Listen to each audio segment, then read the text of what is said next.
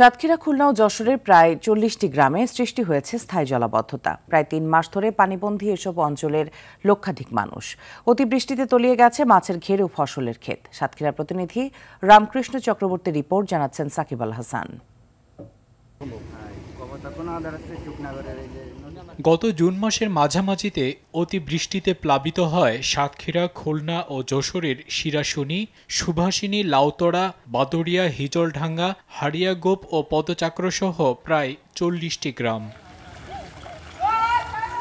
এসব গ্রামের পানি নিষ্কাশনের একমাত্র পথ নরনিয়া কাটাখালীর এই সুইচ গেট। কিন্তু ভদ্রা নদীতে পলি জমে নদীর স্রোত কমে যাওয়ায় এই সুইচ গেট দিয়ে নামছে না পানি। ৩ মাসেরও বেশি সময় ধরে প্লাবিত এসব গ্রাম। দীর্ঘদিন পানির নিচে থেকে নষ্ট হয়েছে কয়েক হেক্টর আমন ধানের ফসল ও সবজি ক্ষেত। ভেসে গেছে পুকুর ও ঘেরের মাছ।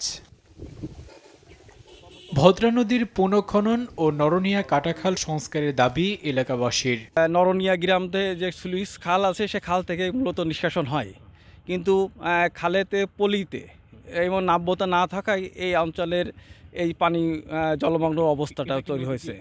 প্রত্যেক বাড়িগত বাউসলা দিয়ে, শিরাশুনি দিয়ে, লাউতড়া, সুভাষিনী সব জায়গায় তোলা পানি সরার লাইন নেই, কোনো লাইন নেই। ওই জায়গায় কালবাটা সুইচ গেট, ওই জায়গায় ভালো নিষ্কাশন হয়নি। ওই জায়গায় নিষ্কাশন করার পরে আপনার মোটামুটি ভালো পরিবেশ হবে যদি কাটিয়ে দেওয়া হয়। পানি উন্নয়ন বোর্ডকে এ বিষয়ে জানানো হয়েছে বলছেন জেলা প্রশাসক।